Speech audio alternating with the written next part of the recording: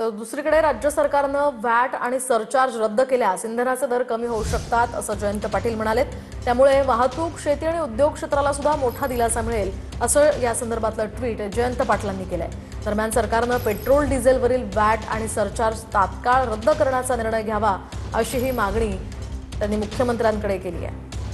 नेमकं काय ट्विट जयंत पाटलांनी केलंय आपण सविस्तर पाहूयात। राज्य सरकार पेट्रोल डिझेलवर आकारत असलेला व्हॅट आणि सरचार्ज रद्द केल्यास इंधनाचे दर लक्षणीयरित्या कमी होऊ शकतात। यामुळे केवळ वाहनधारकांनाच नव्हे तर वाहतूक, शेती, उद्योग या क्षेत्रांना सुद्धा मोठा दिलासा मिळेल। कठीण आर्थिक परिस्थितीमध्ये नागरिकांच्या हिताचा विचार करून पेट्रोल डिझेलवरील व्हॅट आणि सरचार्ज तात्काळ रद्द करावा। सलग दरवाढीमुळे सर्वसामान्यांचं कंबरडं मोडलं असून नागरिकांना तातडीनं दिलासा देण्याची गरज आहे असं ट्विट जयंत पाटलांनी केलं।